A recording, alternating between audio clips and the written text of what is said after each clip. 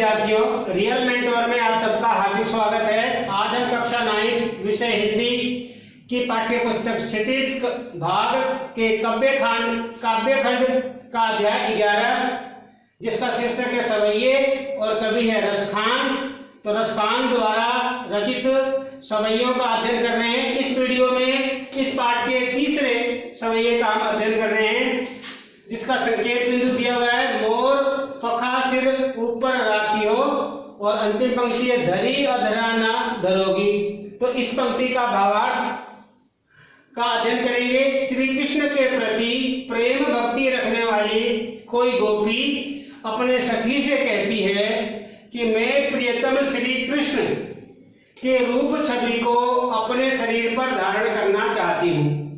यानी कोई गोपी जो है अपने सखी से कहती है कि श्री कृष्ण की जो रूप छवि है, उनकी जो वेशभूषा है, उनका जो पहनावा है, वो अपने शरीर पर धारण करना चाहती है। गोपी कहती है कि मैं अपने सिर पर मोर पंखों का मुकुट तथा गले में वन के फूलों की माला अर्थात वनमाला पहनूंगी। ये श्री कृष्ण की वेशभूषा है। श्री कृष्ण के मुकुट में भी मोर पंख लगे हुए हैं और गले में वनमाला है। तो ऐसा है रूप गोपी धारण करना चाहती है। वो कहती है कि मैं शरीर पर पीला वस्त्र धारण कर श्री कृष्ण के समान ही हाथ में लाठी लेकर यानी श्री कृष्ण के वेश में वन में गायों और ग्वालिनों के साथ घूमती हुई गायें चराऊंगी। यानी जिस प्रकार श्री कृष्ण ग्वाल बाल के रूप में पीला वस्त्र धारण कर हाथ में लाठी लेकर गायों को चराने जाते थे, गोपी भी उसी वेशभूषा में श्री कृष्ण का वेशभूषा धारण कर गायें चराने की इच्छा रखती है।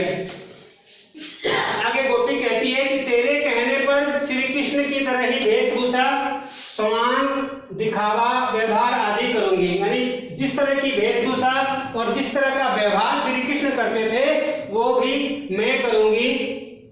कवि रसखान कहते हैं कि उस गोपी ने कहा कि मैं मुरलीधर श्री कृष्ण की मुरली को अपने होठों पर कभी धारण नहीं करूंगी। यानी कवि रसखान कहते हैं कि उस गोपी ने अपने सखी से कहा कि मैं मुरलीधर श्री कृष्ण की मुरली को अपने होठों पर कभी धारण नहीं करूंगी।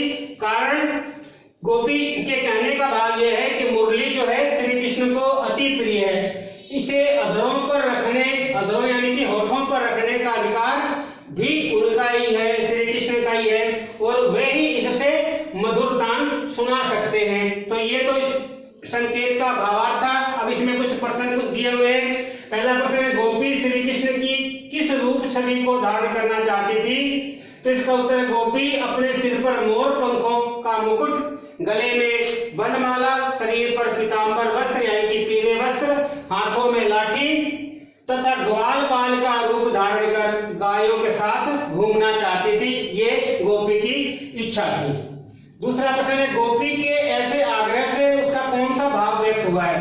यानी इसमें गोपी का कौन सा भाव व्यक्त हुआ है? तो गोपी के ऐसे आग्रह से उसका श्री कृष्ण के रूप छवि के प्रति अनुराग भाव, प्रेम भक्ति भाव का भाव व्यक्त हुआ है।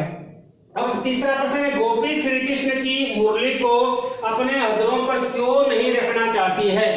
गोपी जो है श्री कृष्ण की मुरली को अपने अधरों पर क्यों नहीं रखना चाहती है?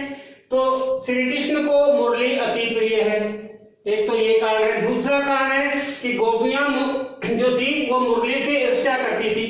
क्यों ईर्ष्या करती थी? क्योंकि श्री कृष्ण मुरली बजाने में इतने व्यस्त हो जाते थे कि गोपियों की तरफ बहुत कम ध्यान देते थे।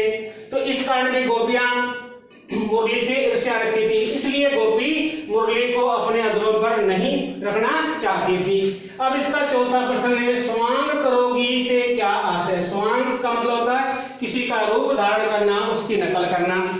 तो इस पंक्ति का आशय यह है कि गोपी श्री कृष्ण की वेशभूषा, रूप छवि और व्यवहार की नकल कर श्री कृष्ण का स्वांग करना चाहती थी। वह श्री कृष्ण के प्रति अपनी प्रेम भक्ति दिखाना चाहती थी। धन्यवाद।